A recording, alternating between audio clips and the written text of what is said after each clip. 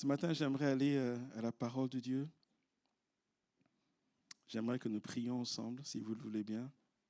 Évidemment, si vous ne le voulez pas, on va quand même prier.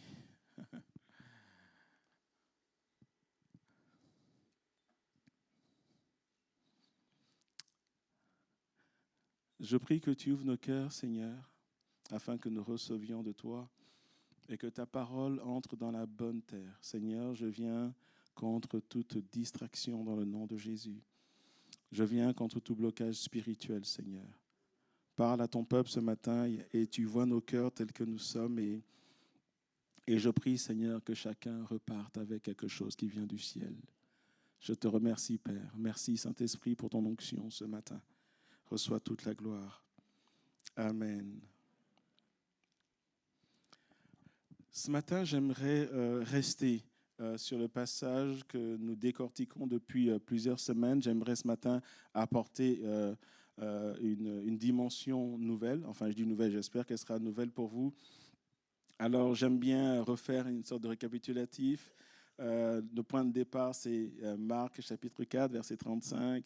Rappelez-moi, qu'est-ce que Jésus a dit à ses disciples? Marc 4, 35.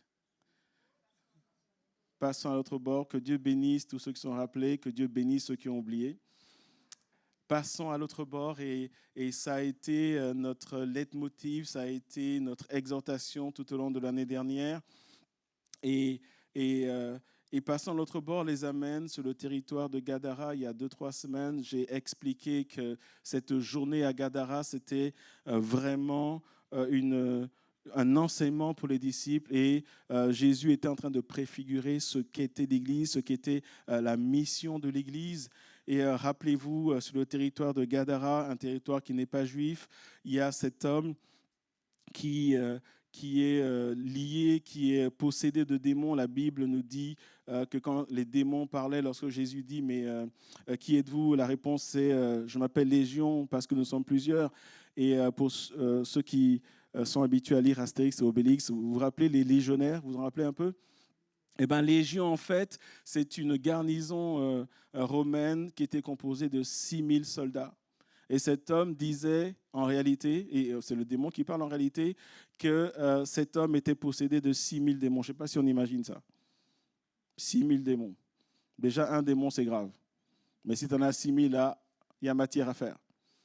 Et c'est merveilleux de voir comment Jésus va prendre le temps. En fait, Jésus voyage pour aller restaurer un homme qui est depuis des années sous une puissance démoniaque.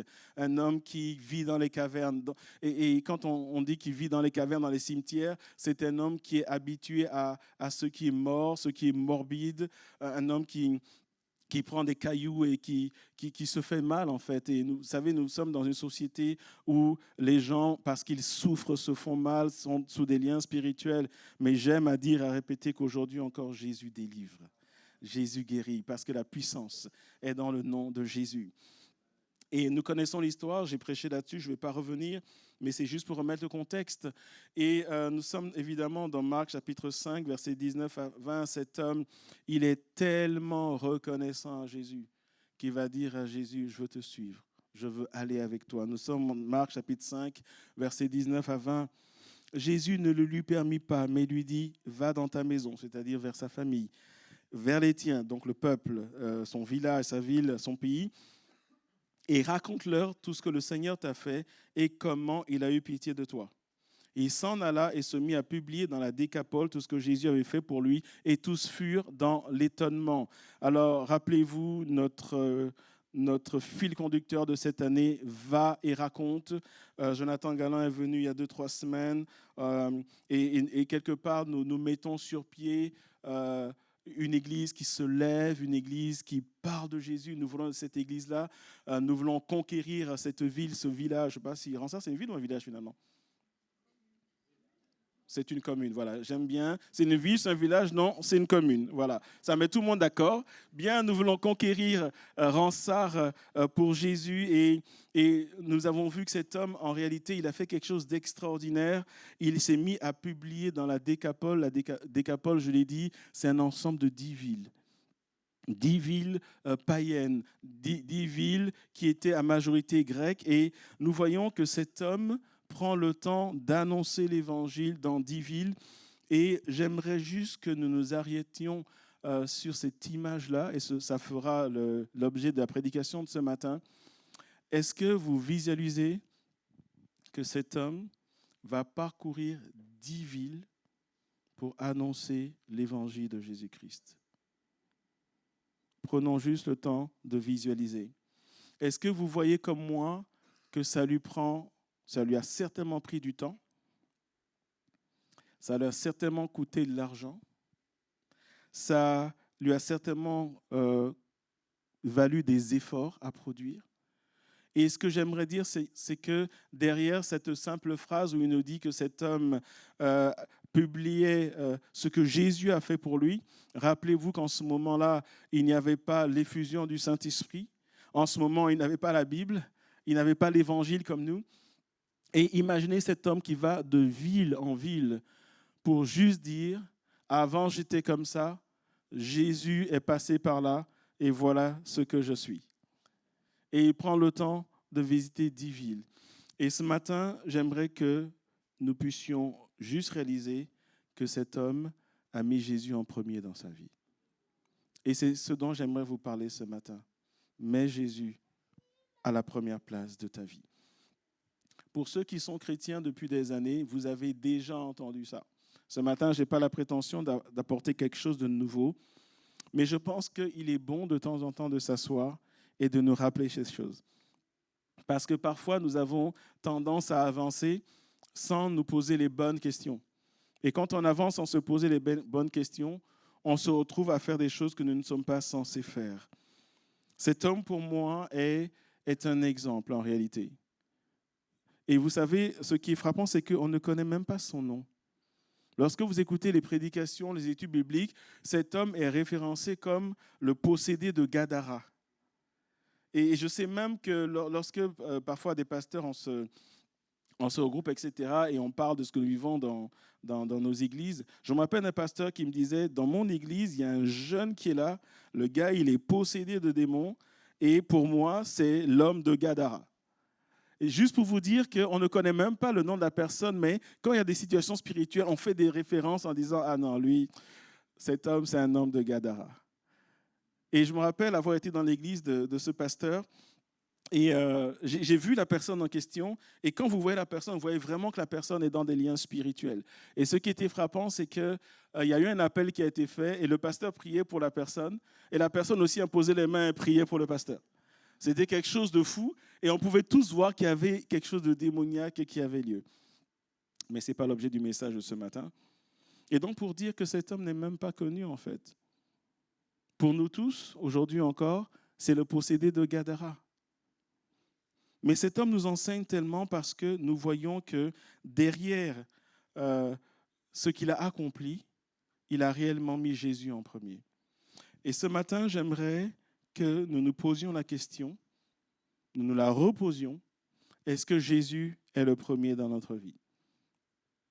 Quand nous allons dans Exode chapitre 20, les versets 1 à 3, et ce passage nous parle de Moïse qui descend avec les tables de la loi, ce que nous appelons communément les 10 commandements.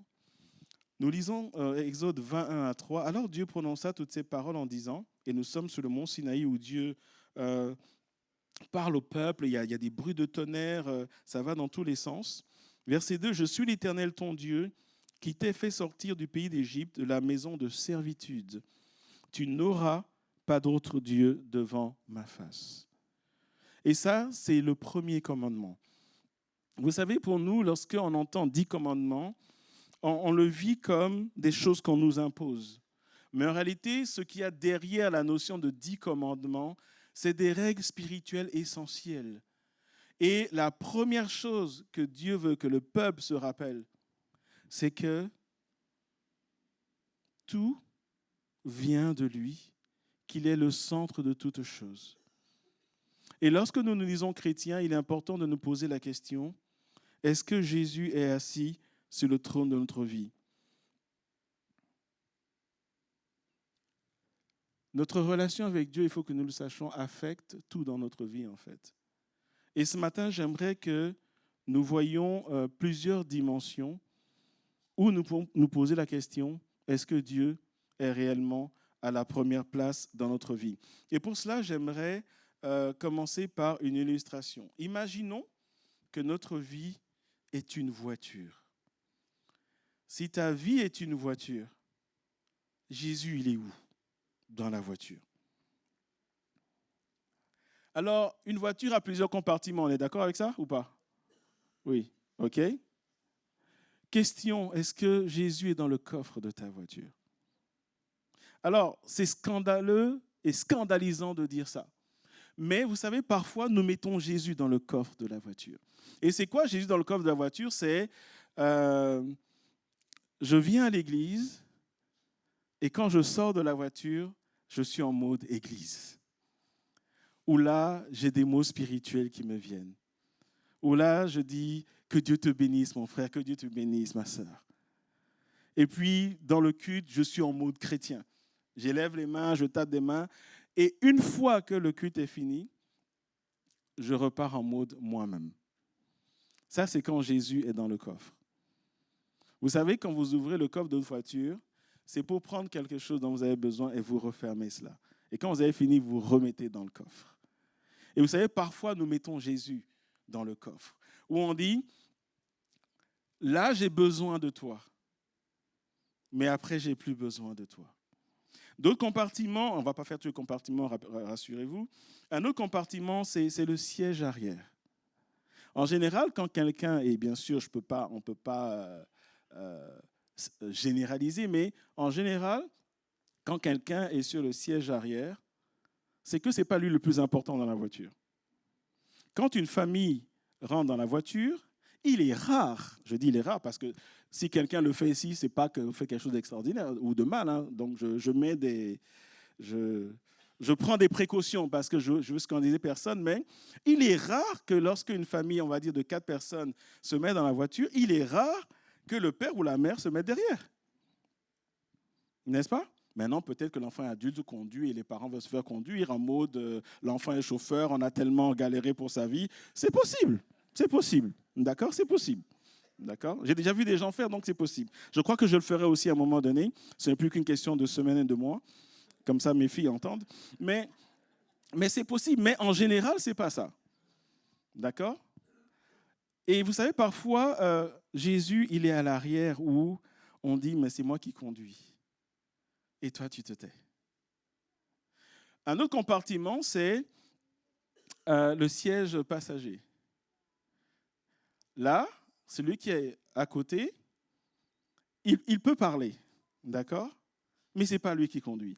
Et là, les couples se retrouvent où souvent, ça arrive, quand c'est l'homme qui conduit, souvent on a l'impression que c'est la femme qui conduit. Parce que c'est elle qui dit, garde-toi là, va plus loin. Pourquoi tu n'as pas tourné? Et les hommes qui restent des hommes, ils ne font jamais ce qu'on leur dit de faire. Parce qu'ils se disent, mais qu'est-ce qu'elle veut insinuer, que je ne sais pas conduire ou pas? Vous voyez, je suis pour la paix des ménages. Hein? Mais la vérité, c'est que celui qui est sur le côté passager, ce n'est pas lui qui conduit. Parce qu'il a beau donner des instructions, c'est celui qui tient le volant qui décide. Et vous savez, parfois, quand on marche avec Jésus, on le laisse sur le côté passager.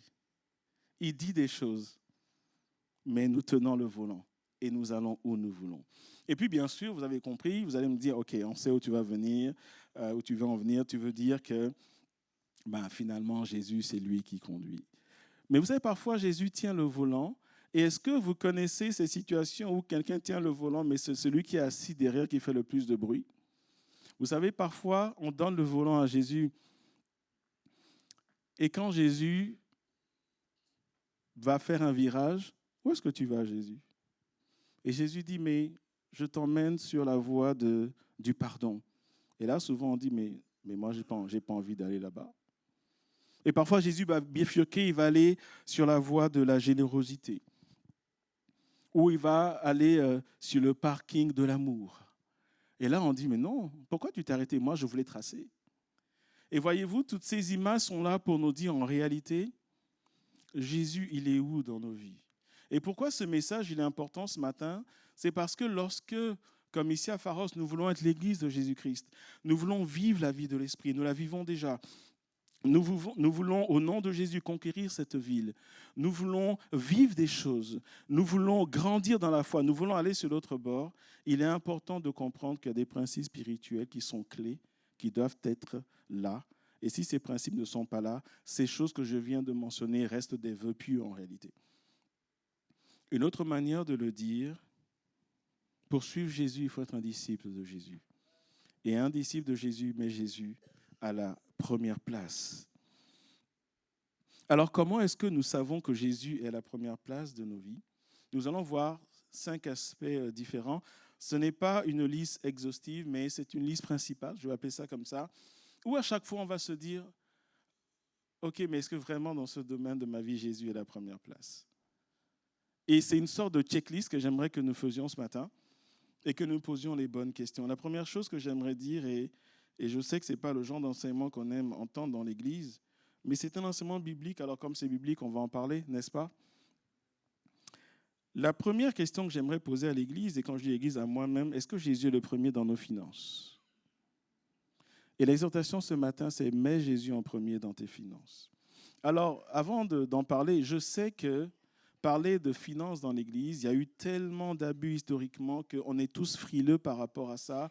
Et on se dit, ça y est, j'étais sûr, on m'a emmené là-bas pour mettre la main dans ma poche. Mais ça n'a rien à voir avec tout cela. Et d'ailleurs, ceux qui sont habitués dans cette Église, quand nous parlons des dîmes et des offrandes, nous encourageons les gens à donner de manière volontaire. Et que je sache, personne n'a reçu un coup de fil comme quoi, pourquoi il n'a pas donné. D'ailleurs, on ne sait même pas qui donne. Donc, soyez rassurés par rapport à cela. Mais le propos ici n'est pas de pousser les gens à donner. Le propos ici, c'est juste de comprendre et de réaliser que ce que nous avons nous vient de Dieu. Et la question, c'est quelle est notre relation à l'argent par rapport à Dieu? Nous lisons quelque chose qui est très frappant dans Deutéronome chapitre 8, versets 11 à 17. « Garde-toi d'oublier l'Éternel ». Alors là, le contexte, c'est Moïse qui rappelle au peuple ce que Dieu lui a dit dans divers domaines de sa vie. Et là, nous lisons Deutéronome chapitre 8, versets 11 à 17. « Garde-toi d'oublier l'Éternel, ton Dieu, au point de ne pas observer ses commandements, ses ordonnances et ses lois que je te prescris aujourd'hui. » Verset 12. « Lorsque tu mangeras et te rassasieras, lorsque tu bâtiras et habiteras de belles maisons, lorsque tu verras multiplier ton gros et ton menu bétail, s'augmenter ton argent et ton or, et s'accroître tout ce qui est à toi, prends garde que ton cœur ne s'enfle et que tu n'oublies l'Éternel ton Dieu, qui t'a fait sortir du pays d'Égypte, de la maison de servitude. » Verset 15. « Qui t'a fait marcher dans ce grand et affreux désert, où il y a des serpents brûlants et des scorpions, dans des lieux arides et sans eau, et qui a fait jaillir pour toi de l'eau du rocher le plus dur. Qui t'a fait manger dans le désert la manne inconnue à tes pères, afin de t'humilier, de t'éprouver, pour te faire ensuite du bien. » Verset 17. « Garde-toi de dire en ton cœur, ma force et la puissance de ma main m'ont acquis ces richesses. » Qu'est-ce que le Seigneur veut nous dire par là, par le Saint-Esprit? Simplement que parfois nos projets étouffent notre relation avec Dieu. Ce passage dit, quand ta richesse va croître, quand tu auras une belle maison, quand ta vie va changer, peut-être parce que tu travailles, tu as des affaires, tu as un bon boulot, une belle situation, ça se passe bien dans ton mariage, etc. Et Dieu vous bénit, Dieu vous bénit. Il y a une alerte qui est là, attention à ce que la bénédiction, à ce que les biens matériels ne viennent étouffer ta relation avec Dieu. Et en fait, ce que ce passage veut dire, c'est que les biens matériels ont ceci, qu'ils viennent toujours étouffer notre amour pour Dieu. Et faisons attention à ce que, quand Dieu nous bénit, que la bénédiction de Dieu ne nous éloigne pas de Dieu. Et c'est ça que ce passage veut dire. Vous savez, la raison pour laquelle les gens ont une relation d'amour avec l'argent, avec le matériel, c'est parce qu'ils n'ont plus de relation d'amour avec Dieu. Je vais le redire. La raison principale pour laquelle les gens ont une relation d'amour avec l'argent, avec les biens matériels, c'est que leur relation avec Dieu est en train de disparaître. Et ce matin, c'est tellement important de se poser la question, Dieu m'a béni, mais est-ce que le matériel a pris la place de Dieu dans mon cœur? Est-ce que les finances ont pris la place de Dieu dans mon cœur? J'aimerais illustrer ça par une histoire. C'est l'histoire d'un homme qui allait prendre l'avion, on va dire Zaventem, voilà, pour contextualiser. Presque tout le monde connaît Zaventem ici, ça va ou pas? Non, c'est plutôt Charleroi, ok. Bon, choisissez l'aéroport que vous voulez, d'accord? Alors imaginons, l'histoire parle d'un homme qui va, on contextualise, aéroport de Charleroi, il regarde sa montre, il a quelques minutes avant que son vol n'embarque, etc. Il a fait son check-in, il dit voilà, je vais m'attabler, je vais prendre une tasse de café. Alors, il va acheter du café, il achète quelques cookies et il regarde l'aéroport est bondé. Et il dit, ah tiens, il voit une table où il y a un homme qui est là, qui est tout seul, et c'est la seule place de libre. Donc, il s'assoit en face de cet homme, voilà. Il dit bonjour sans trop regarder, et puis il fait comme ce qu'on fait, voilà, il se débarrasse, enlève son manteau, met son sac et tout ça. Il y a le sac de cookies sur la table, il met son café, et il fait comme tout le monde, il prend son téléphone, il va scroller, etc., boire le café et tout. Et à un moment, il se passe quelque chose, l'homme en face de lui tend la main, met la main dans le sac de cookies et prend un cookie. Là, il se dit, c'est pas possible. Bon, il voit qu'en face de lui, la personne est un peu carrée, donc il se dit non, je peux pas. Si je veux taper, c'est moi qui vais taper ici. Mais au fond, lui, il est hors de lui. Il dit mais qu'est-ce que c'est que ça? C'est pas possible. Où va le monde? Quelle impolitesse, etc. Et l'autre, en prenant le cookie, il lui sourit, tu vois. Et lui, il s'énerve. Il dit en plus, il se moque de moi. Tu vois? Alors, qu'est-ce qu'il fait? Bon, ben, il est fâché et tout ça. Et puis, il prend le sac de cookies, il le tire vers l'arrière, plus loin, quoi. Il dit, mais qu'est-ce que c'est que ça? Et puis, bon, il se dit, oh là là. Et puis, bon, il se dit, voilà. Et puis, il continue, il sirote son café, il prend un cookie, etc. Et à sa grande surprise, l'autre étend la main, il prend un cookie, il lui fait un grand sourire, il mange le cookie. Il dit, c'est pas possible. Qu'est-ce que c'est que ça? Là, il se dit, c'est pas possible. Le gars, il n'a pas toutes les frites dans le même paquet. C'est pas possible. Donc, il s'énerve un peu. Il se dit, mais non, qu'est-ce que c'est que ça? Il dit, mais où va le monde? On ne respecte plus rien. Moi, j'ai acheté les cookies, etc. Et lui, il se sert. Et le pire, il me fait un gros sourire. Et là, il regarde sa montre. Il voit qu'il doit l'embarquer. Il dit, ouf, enfin, je vais sortir de ce calvaire. Oh là là, qu'est-ce que c'est que ça et tout ça? Alors, il prend le sac de cookies, il laisse sa tasse et tout ça, il prend son manteau, il se baisse pour prendre son sac. Et lorsqu'il se baisse pour prendre son sac, qu'est-ce qu'il voit au-dessus de son sac? Son sac de cookies. Et en fait, il réalise que c'est lui qui mangeait les cookies de l'autre. Et que l'autre, en fait, ne faisait que se servir dans son propre sac de cookies. Et qu'en fait, il maudissait quelqu'un à qui appartenaient les cookies. C'est quoi l'histoire, la moralité, merci de cette histoire? En fait, tous les cookies appartiennent à Dieu. Quand nous pensons que c'est à nous, en fait, ça appartient à Dieu. C'est Dieu qui nous les a donnés. Et vous savez, lorsqu'on parle de la dîme, et là c'est l'illustration d'avoir 10 cookies, en réalité, Dieu dit, les cookies que je t'ai donnés, qui sont à moi que j'ai donnés, prends-en un et donne à l'église locale pour que l'œuvre de Dieu avance. Et toi, tu es là, tu dis à Dieu, mais qu'est-ce que c'est que ça? Ce sont mes cookies. Mais en réalité, les cookies, quand tu les manges, ce sont celles de Dieu. Est-ce que vous me suivez ce matin? Et ça, c'est tellement important de comprendre que tout ce que nous avons, ce que nous sommes, là où nous sommes, l'élévation que nous expérimentons dans la société, les belles maisons que nous avons, le matériel que Dieu nous a donné, tout ça, ça vient de Dieu.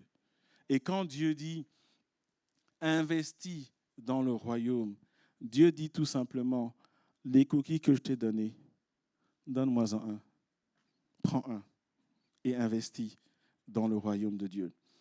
Et pour savoir si Dieu est la première place de nos vies, la question que nous devons nous poser, c'est Est-ce que nous sommes comme cet homme où on est vraiment hors de nous lorsque Dieu dit « redonne un cookie sur les 10 ». Et vous savez, ce que nous devons vraiment comprendre, c'est que chaque fois que nous donnons en Dieu, nous investissons dans le royaume de Dieu. Et Dieu nous donne encore plus toujours. Et ça, c'est tellement important de comprendre que ça veut dire mettre Dieu à la première place. La Bible ne nous dit pas comment l'homme de Gadara a fait pour aller dans les 10 villes. Mais nous savons et nous comprenons que forcément, il a dû dépenser de l'argent, etc. Mais ce que cet homme nous enseigne, c'est que l'argent qu'il a pu dépenser a été dépensé d'abord en investissant dans le royaume de Dieu. Est-ce que Jésus est à la première place dans nos finances? Une autre manière de le dire, c'est que, est-ce que tout le monde ici sait que l'argent ne va pas au ciel? Tout le monde sait ça ou pas? Oui ou non? C'est intéressant, quand on parle d'argent, personne ne répond. D'accord? La bonne nouvelle, c'est que je vais continuer. D'accord? L'argent ne va pas au ciel et parfois, à un moment, il faut se dire, puisque l'argent ne va pas au ciel, à un moment donné, ce n'est pas plus mal d'investir pour que d'autres également puissent aller au ciel. Est-ce que vous me suivez ce matin? Est-ce que Jésus a la première place dans tes finances? Apprends à investir dans le royaume de Dieu. C'est un enseignement biblique. Et encore une fois, je suis conscient qu'il y a eu des abus dans le passé. C'est le genre de choses qu'on n'aime pas entendre, mais c'est un enseignement biblique. Et cette illustration avec les cookies nous montre qu'en réalité, ce que nous occultons, c'est que ce que nous avons, c'est Dieu qui nous l'a donné simplement. Et lorsque nous saisissons ces choses, nous pouvons vivre ce qu'on appelle la loi de la semence. Plus tu investis dans le royaume de Dieu, plus Dieu te bénit. J'aimerais être clair. Je ne demande à personne de vendre sa maison, de vider son compte en banque, de m'apporter ça à moi, de donner ça à l'église. Ce n'est pas le propos. Ce n'est pas le propos. La Bible ne nous dit pas « appauvrissez-vous pour enrichir l'Église ». Ce n'est pas le propos. Mais un enseignement spirituel qui est là, qui est biblique, qui dit que Dieu veut nous bénir, mais attention à ce que la bénédiction de Dieu ne nous éloigne pas de lui. Chaque fois que nous avons des scrupules à investir dans le royaume de Dieu, posons-nous la question, est-ce que Jésus a la première place dans nos finances? La deuxième chose que j'aimerais que nous voyions et pour laquelle nous devons nous poser la question, mais est-ce que Jésus a la première place? Qu'en est-il de nos intérêts? Quand je parle d'intérêt, je parle de carrière, je parle d'hobby, je parle de priorité. Et 1 Corinthiens chapitre 10, verset 31 nous dit ceci, « Soit donc que vous mangiez, soit que vous buviez, ou quoi que ce soit que vous fassiez, faites tout pour la gloire de Dieu. » Et ce passage est là pour vous dire, et remarquez avec moi ce dont on parle. On parle de manger, on parle de boire. Ce sont des choses qui sont basiques. Et l'enseignement biblique est le suivant. Dans ce que tu fais au quotidien, les choses les plus élémentaires, est-ce que Jésus a une place dans tout cela? Est-ce que tu fais les choses à la manière de Jésus? C'est ça que ça veut dire, mettre Jésus à la première place. Alors évidemment, quand je mange, mettre Jésus à la première place, c'est compliqué parce que qu'est-ce que tu veux que je fasse alors? L'idée, ce n'est pas de dire quand tu manges, quand tu bois, c'est une image pour dire dans les choses les plus élémentaires, où est Jésus? Une autre manière de le dire, c'est quand tu poses un acte, est-ce que tu le fais conformément à l'enseignement de Jésus ou tu le fais à ta manière à toi? Et en fait, lorsque tu observes quelqu'un, tu vois dans sa manière de faire si Jésus est à la première place de sa vie. Évidemment, ce n'est pas une incitation à regarder ton frère pour dire « Non, toi, on a entendu l'enseignement tel que je te vois, je t'ai écouté parler, je n'ai pas l'impression que Jésus est à la première place de ta vie. » Évidemment, ce n'est pas le but. Il s'agit plutôt de se poser soi-même la question. Dans mes intérêts, dans mes priorités, et chacun ici, nous avons des priorités, n'est-ce pas? J'en ai, et chacun en a. Mais dans nos priorités, est-ce que Jésus est là? Est-ce qu'il en fait partie? La Bible dit dans Proverbes, chapitre 19, verset 21, « Il y a dans le cœur de l'homme beaucoup de projets, mais c'est les desseins de l'Éternel qui s'accomplissent. » Il y a dans le cœur de l'homme beaucoup de projets, mais c'est le dessein de l'Éternel qui s'accomplit. Que veut dire ce passage? Ce passage veut dire que si tu mets Jésus en priorité, si tu mets le Seigneur en priorité, alors il va te conduire dans la bénédiction. C'est ça que ce passage veut dire. Ce passage veut dire, vous et moi, nous avons des rêves. On a envie de beaucoup de choses.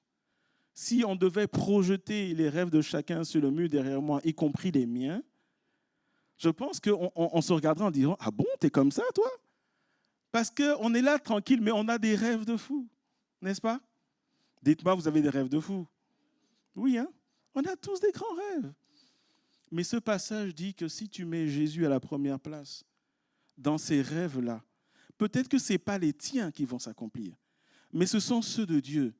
Mais comme Dieu a dit qu'il a des projets de paix pour toi, ce que Dieu va faire dans ta vie sera juste merveilleux.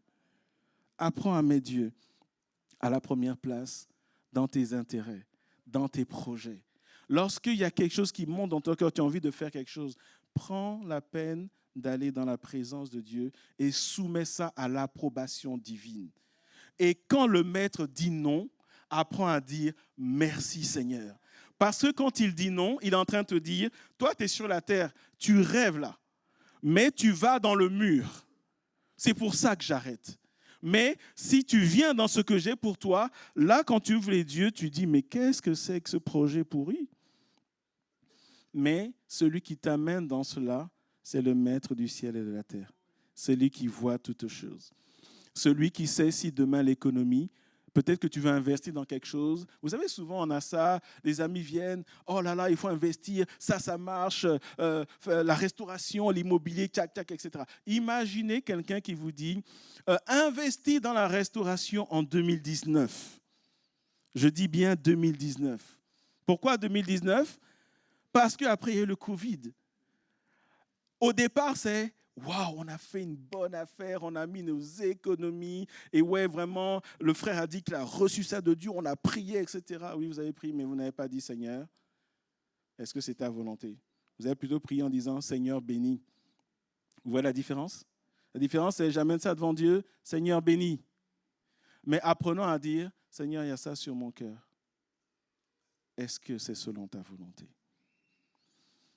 Parce qu'alors, nous éviterons justement ces situations où, et nous le savons, dans le monde entier, tellement de restaurateurs ont fait faillite. Beaucoup de gens ont perdu de l'argent. Et vous savez, c'est un exemple que je donne comme ça, mais c'est tellement important de comprendre que moi, j'ai des projets, mais c'est toujours les desseins de Dieu qui s'accomplissent. Et vous savez, quand on lit ces versets, on dit, oui, mais ça veut dire qu'on ne peut rien faire. Non, en réalité, c'est par amour pour toi que Dieu fait ça. Parce que les projets qu'il a pour toi et moi sont des projets juste merveilleux. Est-ce que Jésus a la première place dans tes intérêts? Dans ce que tu aimes faire le plus, est-ce que Jésus y trouve une place? Dans ce que tu aimes le plus, au-delà de ce que tu aimes faire, dans ce que tu aimes le plus, est-ce que Jésus a la première place? La troisième chose qui est importante, c'est, et qui est une troisième mesure, quelle est la place de Jésus dans nos relations? Quelle est la place dans nos relations? Et là, on va lire deux passages que j'ai déjà lus dimanche dernier, lorsque nous étions en train de voir les différentes instructions du Seigneur, va et, on en a vu 5, rappelez-vous. Et nous avons ce passage, le premier passage, c'est l'exemple de l'église de Thessalonique, où nous voyons que les chrétiens, après avoir été remplis du Saint-Esprit, avaient compris qu'il y avait un appel de Dieu pour son peuple à aimer son prochain et en particulier à aimer les frères et les sœurs. Pour ce qui est de l'amour fraternel, vous n'avez pas besoin qu'on vous écrive, car vous avez vous-même appris de Dieu à vous aimer les uns les autres. Et c'est aussi ce que vous faites envers tous les frères dans la Macédoine entière, mais nous vous exhortons, frères, à abonder toujours plus dans cet amour.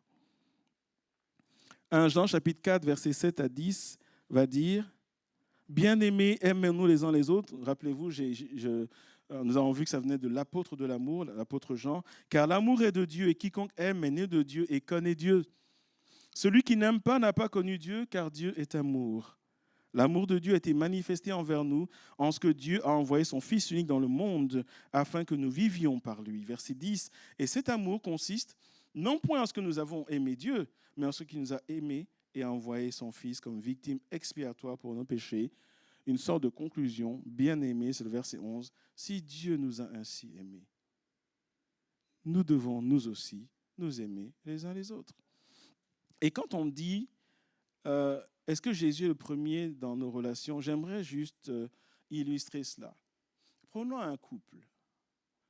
L'idée ici, c'est, si Jésus est le premier dans le cœur du mari, si Jésus est le premier dans le cœur de la femme, alors il va y avoir beaucoup de paix dans la maison. Vous savez pourquoi? Parce que Jésus ne combat pas Jésus. Si Jésus est le premier dans ma vie, Jésus est le premier dans la vie de ma femme, alors nous allons dans la même direction. J'aimerais illustrer cela de manière différente. Selon vous, vous avez déjà vu des rails, n'est-ce pas? Des rails de train, vous avez déjà vu des rails. Quelle est la position des deux rails? Parallèles. Pourquoi? Parce que sinon le train déraille. Et pourquoi le train déraillerait? Parce que deux directions opposées, ou en tout cas on ne va pas dans la même direction. Pour aller dans la même direction, il est important que les deux rails aillent dans la même direction. Est-ce que vous me suivez ce matin? Jésus ne peut pas combattre Jésus.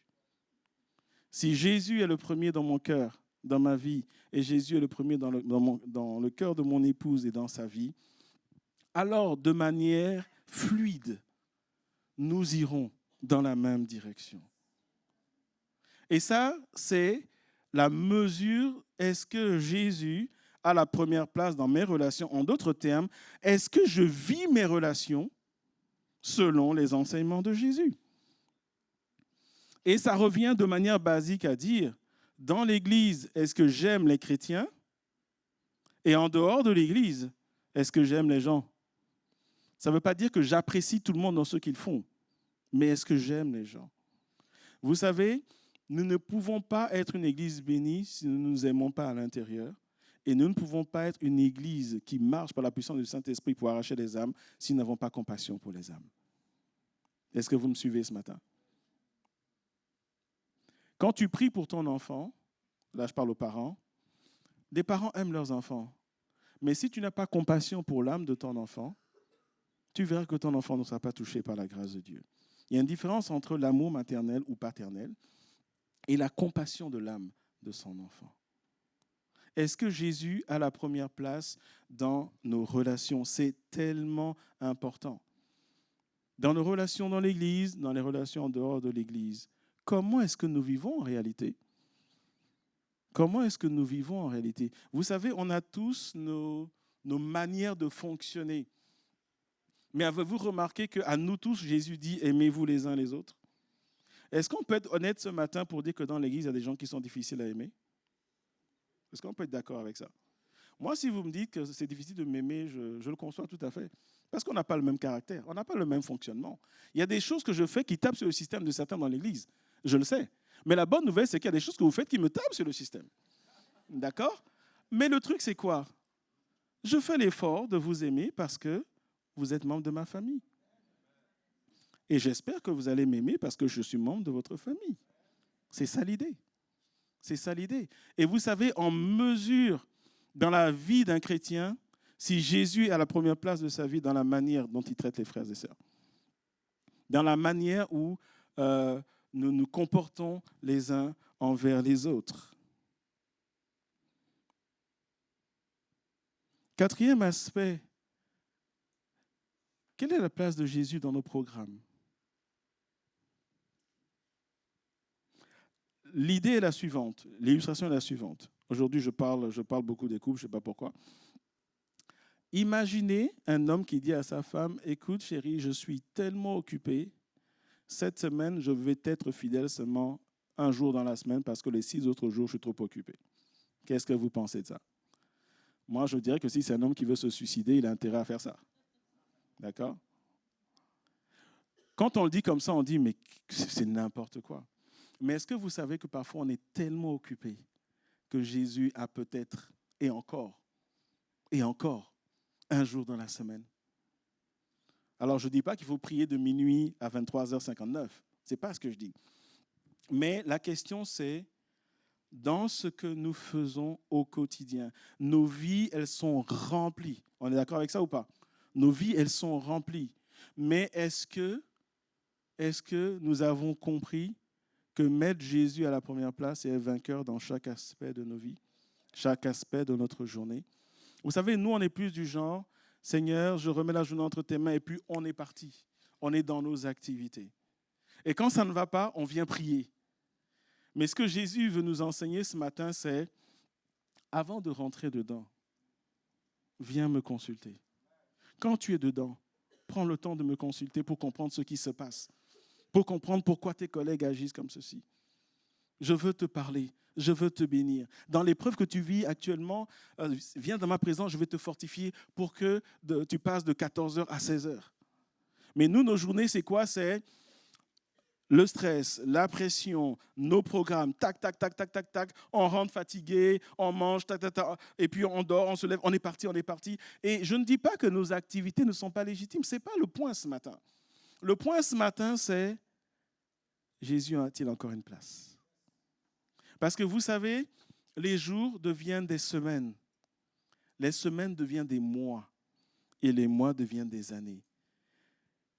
Et tu te rends compte que tu as mis Jésus en dehors et finalement, tu l'as mis toujours en dehors et tu continues à le mettre en dehors.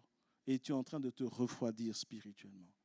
J'aimerais que nous regardions à l'exemple du roi David dans le psaume 55, le verset 18.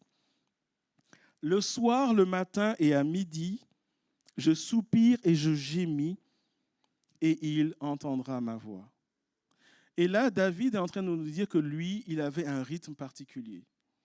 Alors, ce n'est pas une loi, mais je veux juste que nous regardions à cet homme qui aussi était occupé et toute proportion gardée, la manière dont il était occupé en son temps revient à comment nous sommes occupés aujourd'hui. Parce que certains pourront dire, oui, mais lui, il était à l'aise. Non, non, non.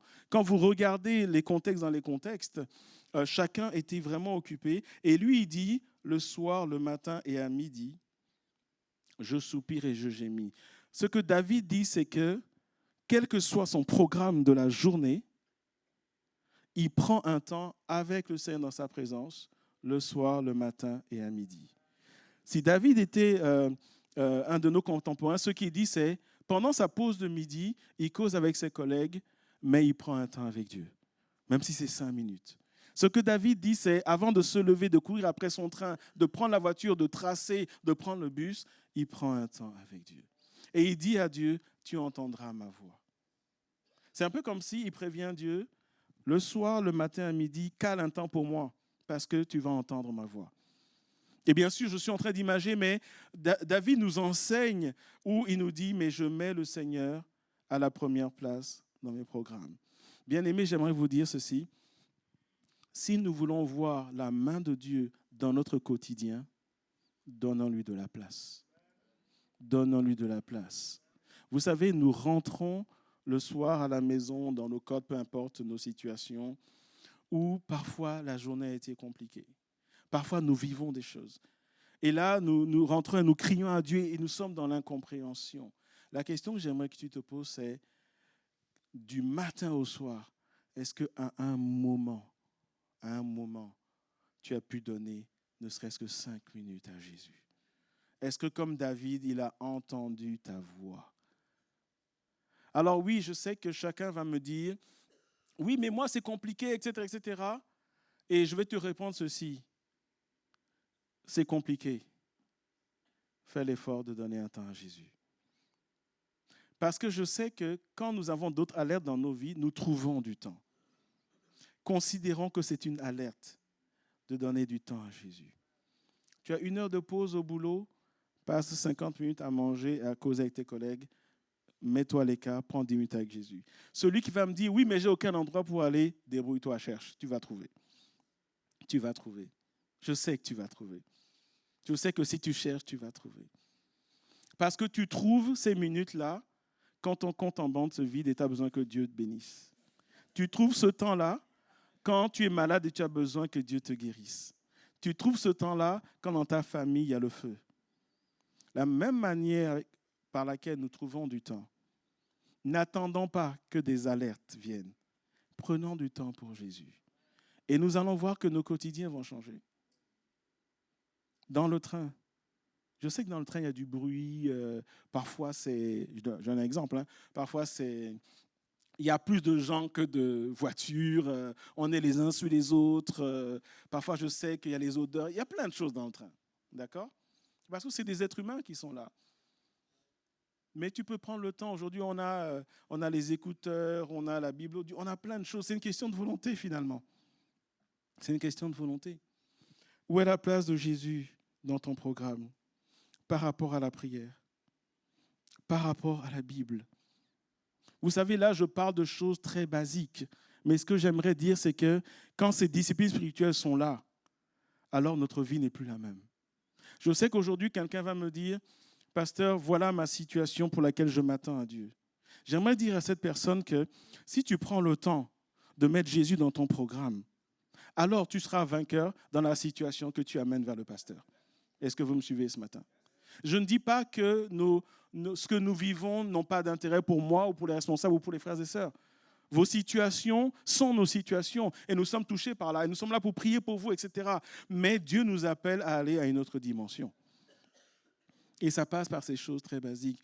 Quand Dieu nous demande de le mettre à la première place, ce n'est pas dans un but de nous écraser, mais c'est pour nous amener dans une autre dimension. Et c'est tellement important que nous ayons ces disciplines-là. Vous savez, aujourd'hui, on a des plans de lecture biblique, la Bible en un an, en veux-tu, en voilà. Il y a encore 20 ou 30 ans, ces choses n'existaient pas vraiment. Aujourd'hui, tu as sur ton téléphone, tu as ça partout. Tu as ça partout.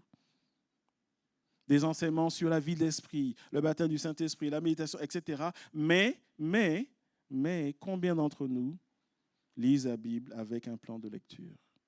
Combien mettent des choses en place? Lisent la Bible chaque jour, ne serait-ce qu'un paragraphe ou un chapitre.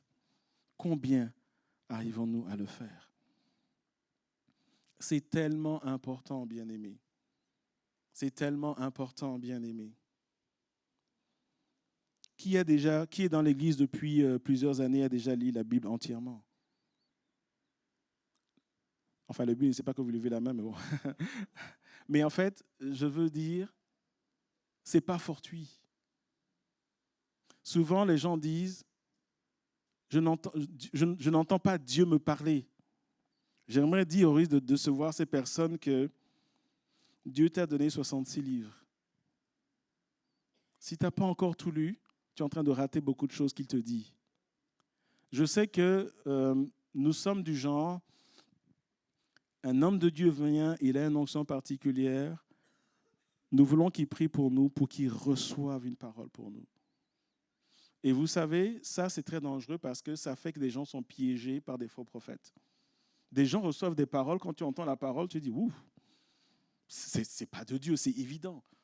Mais nous avons substitué au fait que Dieu nous parle au travers de sa parole, au fait que des gens reçoivent des choses pour nous, et nous ouvrons nos cœurs à des dérives terribles. Vous allez comme moi sur Internet, parfois vous entendez des choses, vous dites, là, ils sont en mode folie, là. Et Dieu n'a pas pu dire ça. Mais des gens reçoivent, Dieu m'a parlé, j'ai été béni. Non, Dieu ne t'a pas parlé. Si tu veux entendre Dieu te parler, va dans sa parole. Dieu parle aujourd'hui encore. On dit souvent, si tu veux entendre Dieu parler audiblement, lis la Bible à haute voix. Comme ça, tu entendras Dieu parler audiblement. Parce que la Bible, c'est Dieu qui te parle. On raconte cette histoire où on dit souvent que si tu vas au ciel, et bien sûr c'est une caricature, si tu vas au ciel, peut-être qu'on va te présenter Abdias. Et si Abdias te dit « Ah, est-ce que tu as aimé mon livre ?» Tu risques de lui dire « Ah bon, tu as écrit un livre ?» Et là, la prochaine étape, c'est tu vas voir Sophonie. On te présente Sophonie. Et Sophonie dit « Oh, bienvenue. Comment tu t'appelles? Comment tu as trouvé mon livre? Est-ce qu'il t'a béni? Quoi, toi aussi, tu as écrit un livre? Il n'y a que des écrivains au ciel ou quoi? Et quand tu vas voir Habakkuk, Habakkuk va dire « Quand j'ai dit que j'étais une sentinelle, est-ce que ça t'a béni sur la terre? Et là, tu dis, mais t'es qui toi en fait? Bien sûr, c'est une caricature, et j'aime bien le rire, c'est David qui rit derrière là. Hein? Ah ouais. Bien sûr, c'est une caricature, mais c'est pour dire que, vous savez, moi quand j'ai commencé à lire la Bible et j'ai ouvert Sophonie, je dis d'abord c'est un nom bizarre ça, Sophonie. D'abord je pensais que c'était le nom d'une femme, mais Sophonie c'est un homme. Mais j'ai compris qu'il faut aller au-delà de ce que moi je pense. Et j'ai appris à lire la Bible, à laisser Dieu me parler.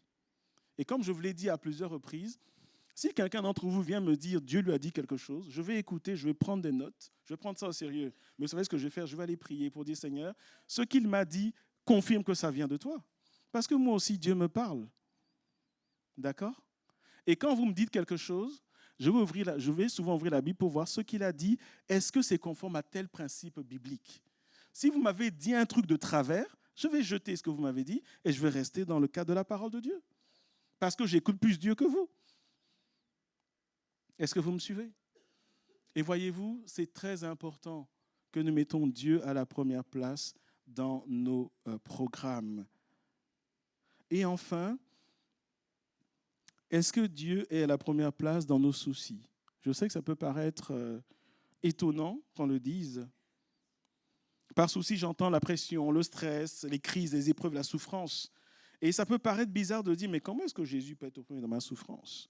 Est-ce que vous savez que nous sommes tous sujets à la souffrance, au stress, aux crises, aux déceptions? Est-ce qu'il y a quelqu'un ici qui dit, je ne sais pas de quoi tu parles? Parce que nous sommes des êtres humains, nous sommes appelés à passer par là, mais la vraie question c'est comment nous vivons ces choses? Comment nous vivons ces choses? Est-ce que nous comprenons que parfois les épreuves, la souffrance, les crises sont là en fait pour nous faire grandir et surtout pour nous révéler si Jésus a la première place dans nos cœurs? Question pour l'Église. Quand vous pressez un citron, qu'est-ce qui sort? Il n'y a pas de piège, répondez. Jus de quoi? Pourquoi ce n'est pas un jus d'orange qui sort?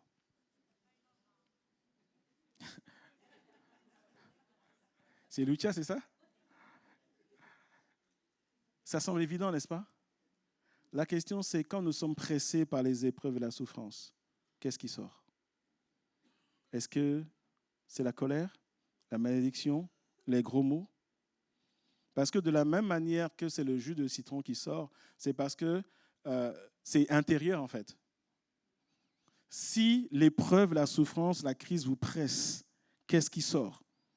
L'abandon de l'Église, le divorce, la colère, les gros mots, le manque de pardon. Alors si c'est ça qui sort, c'est pour ça que l'épreuve est là. C'est pour ça que la souffrance est là. Parce que le Seigneur veut te montrer qu'il y a encore un chemin pour que lorsque tu es pressé, il y ait la louange à Dieu, il y ait la prière, il y ait la reconnaissance, il y ait le pardon, il y ait ces choses. Parce que Dieu a besoin que le caractère de Christ soit formé en toi. Quand ça chauffe, qu'est-ce qui se passe? Vous savez, il y a des gens qui sont cool à l'église, qui sont des anges en réalité. Mais quand ils s'énervent, alors tout le monde s'énerve. Moi-même qui vous parle, je m'énerve. OK? Ma femme, mes enfants m'ont déjà vu énervé à plusieurs reprises. Je crois qu'ils me verront encore énervé parce que je suis un être humain. Mais quand tu t'énerves, quand je m'énerve, qu'est-ce qui sort en fait? C'est la colère ou la bouderie qui dure 2-3 semaines dans la maison? Vous me suivez? Quand il y a la souffrance, est-ce que tu dis Dieu m'a oublié et tu abandonnes Dieu? Quand ça fait mal, il n'y a plus la louange et l'adoration. Quand il y a une crise de couple, ton premier réflexe c'est je sors du mariage. Toi qui as dit pour le meilleur et pour le pire, tu es dans le pire là. Peut-être pas le pire, mais ça chauffe là. Mais quelle est l'attitude? Est-ce que vous me suivez ce matin? Dans nos stress, dans nos crises, est-ce que Jésus a la première place? Et ça, c'est tellement important. J'aimerais lire plusieurs passages pour terminer ce message. Dans le livre de Jacques, dans le livre de Romains, dans le livre de 1 Pierre, on nous parle d'épreuves, on nous parle de crises, et on nous dit à chaque fois ce que Dieu attend de cela. Dans Jacques chapitre 1, versets 2 à 4, il est dit « Mes frères, regardez comme un sujet de joie complète les diverses épreuves auxquelles vous pouvez être exposés, sachant que l'épreuve de votre foi produit la patience, mais il faut que la patience accomplisse parfaitement son œuvre, afin que vous soyez parfaits et accomplis sans faillir en rien. » Et là, Dieu dit qu'il permet des épreuves pour que toi et moi, nous apprenions la patience. Et que la patience nous amène à un niveau de purification, à une maturité spirituelle. Quand tu es dedans, est-ce que tu loues Dieu ou est-ce que tu maudis Dieu? Romains chapitre 5, versets 3 à 5, bien plus, nous nous glorifions même des afflictions. Regardez ce qu'il dit. Quand vous lisez ce passage, vous dites que Paul, il est fou. Nous nous glorifions même des afflictions, mais il dit pourquoi? Sachant que l'affliction produit la persévérance, la victoire dans l'épreuve, et cette victoire, l'espérance. Or, l'espérance ne trompe point, parce que l'amour de Dieu est répandu dans nos cœurs par le Saint-Esprit qui nous a été donné. Là, Paul est en train de dire que les afflictions vont produire l'espérance et changer mon caractère. 1 Pierre, chapitre 1, versets 6 à 7, c'est là qui fait votre joie, quoique maintenant, puisqu'il le faut. Écoutez ce qu'il dit. Puisqu'il le faut, il est en train de dire, c'est le chemin. Puisqu'il le faut, vous soyez attristés pour un peu de temps par des épreuves. Il reconnaît que les épreuves, ce n'est pas cool. C'est ça qu'il est en train de dire. Mais il dit pourquoi, verset 7, afin que l'épreuve de votre foi, plus précieuse que l'or périssable, qui cependant est éprouvée par le feu, ait pour résultat la louange, la gloire et l'honneur lorsque Jésus-Christ apparaîtra. Et là, en fait, l'épreuve est là pour que tu aies une foi de qualité.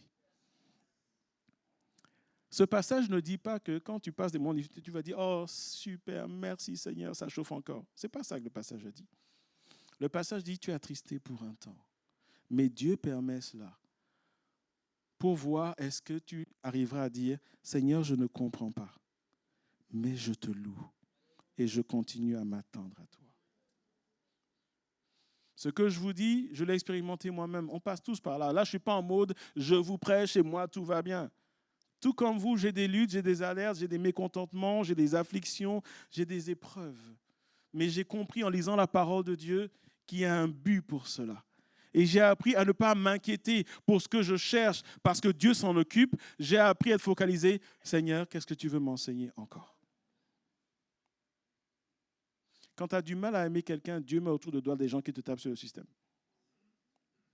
Et quand tu ouvres ton cœur, Seigneur, j'accepte et je veux les aimer, vous savez ce qui se passe? Les gens ne changent pas. Ils continuent à vous taper sur le système, mais vous le sentez moins. Parce que je sais que quelqu'un aurait dit, ah oui, donc si je persévère, il va changer. Ce n'est pas comme ça que ça marche. Il y a des gens qui ne changeront pas. D'accord? Mais quand on te presse, est-ce que tu les supportes ou est-ce que tu ne les supportes pas? Vous savez, quand vous prenez de l'eau bouillante et que vous mettez un œuf dedans, qu'est-ce qui se passe?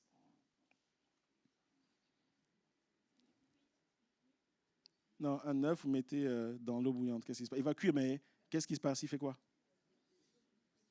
C'est moi qui pose mal la question ou c'est vous qui ne comprenez pas ce que je dis? Il chauffe, mais au-delà de fait, la forme, il durcit. Est-ce qu'on est d'accord avec ça ou pas? Quand vous mettez une carotte dans l'eau, la même eau bouillante, qu'est-ce qui se passe? Elle se ramollit. La question ce matin, c'est, quand tu es dans l'eau bouillante, tu durcis ou tu te ramollis? Je ne vous ai pas traité d'œuf, d'accord? Je n'ai pas dit ça. Ni de carotte.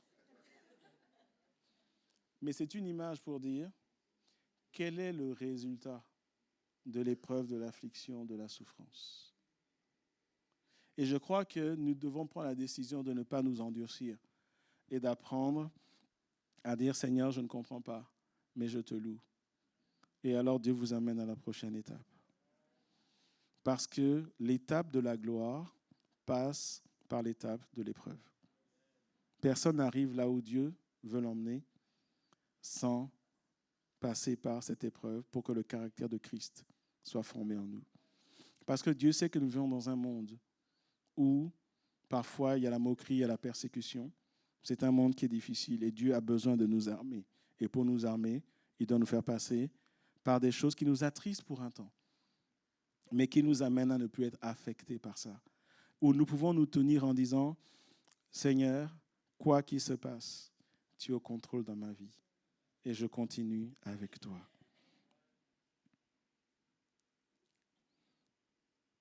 Quand une rose est piétinée, elle vous laisse son parfum. Lorsque vous êtes piétiné, qu'est-ce qui ressort? Un parfum d'une agréable odeur ou d'une odeur nauséabonde. Je termine mon message en nous rappelant que ce matin, nous sommes exhortés à prendre exemple sur l'homme de Gadara qui a parcouru 10 villes. Et derrière ce schéma, cette simple phrase que nous lisons dans la Bible, dans Marc chapitre 5, verset 20, nous comprenons que ça lui a coûté quelque chose, de l'argent, du temps, des efforts. Et c'est un homme, en fait, qui a rencontré Jésus, à qui Jésus a dit « va et raconte », et qui, en obéissant à Jésus, a mis Jésus à la première place. Ce qui est frappant, c'est que Jésus était parti. Cet homme a reçu une seule parole de Jésus. Et j'imagine, et ça c'est moi qui imagine, ce n'est pas écrit dans la Bible, Jésus retraverse le Jourdain. Cet homme, il est là. Sa famille, qu'il a sûrement rejeté, qui avait peur de lui. Peut-être que quelqu'un allait dire, écoute, je ne suis pas sûr, est-ce qu'il est vraiment délivré, etc. Peut-être qu'il a encore vécu des formes de rejet. Mais j'imagine que cet homme est là. Il dit, Jésus m'a dit, va dans ta maison vers les tiens et raconte. Je commence par où? Comment? Quand? Je vais où? Jésus ne lui a pas dit, va dans la Décapole. Jésus lui a seulement dit, va dans ta maison, va vers les tiens. Et j'imagine cet homme s'assoit et il dit, ok, je vais obéir au maître. Et il commence, il voyage, il y va, et il raconte, et il raconte. Alors bien sûr, il a dû s'arrêter pour manger, pour dormir, etc. Mais comme je l'ai dit, ça lui a coûté quelque chose. Et en fait, l'homme de Gadara nous enseigne aujourd'hui que pour aller là où Dieu veut que nous allions, il est important que nous le mettions à la première place. Est-ce que Jésus est la première place dans nos finances, bien-aimés? Est-ce que Jésus est le premier dans nos centres d'intérêt, dans nos relations, dans nos programmes et même dans nos soucis? C'est l'appel du Saint-Esprit pour nous ce matin. Et j'aimerais terminer ce message par la prière, si vous voulez bien.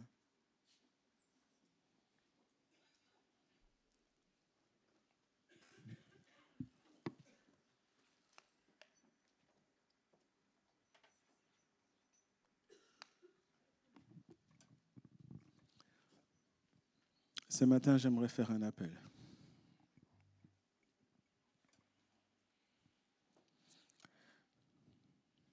Ce matin, je crois qu'il y a certainement un besoin de redirection. Et je reviens à l'illustration que j'ai partagée avec l'Église en début de message. Il est où Jésus dans la voiture? Et alors que nous gardons les yeux fermés, j'aimerais juste mettre sur nos cœurs plusieurs pensées. Si Jésus venait à l'improviste dans ta vie, est-ce que tu serais du genre à le voir au travers de la fenêtre et à vite aller arranger les choses dans ta maison parce que tu es conscient que ce qu'il risque de voir, n'est pas conforme à sa parole? Est-ce que tu vas switcher le programme de la télé? Est-ce que tu vas vite mettre une couverture sur des magazines et y mettre à la place sa Bible pour essayer d'impressionner Jésus? Est-ce que si Jésus décidait de passer 2 jours chez toi et qu'il est amené à rencontrer tes amis, ceux qu'il voit, la manière dont tu vis en famille, est-ce que Jésus serait scandalisé en fait? Parce que c'est de ça dont nous parlons. Est-ce que Jésus est à la première place dans nos vies? Jésus n'était pas, contrairement aux disciples, les disciples suivaient Jésus, les 12. Mais l'homme de Gadara, que certains ont appelé le 13e disciple, tellement il est un exemple, lui, Jésus n'était plus là, mais il a fait l'œuvre. Si Jésus devait venir à l'improviste à Gadara, il ne l'a pas fait. La Bible ne nous dit pas que Jésus est revenu à Gadara. Jésus a passé juste une journée à Gadara. Mais si Jésus devait revenir à Gadara, ou dans la Décapole, où il est reparti 1 ou 2 fois dans son ministère, Je pense que si Jésus arrivait à l'improviste et voyait cet homme, Jésus serait réjoui. Parce que cet homme n'a pas entendu d'être sous le regard de Jésus pour faire ce que Jésus attend de lui.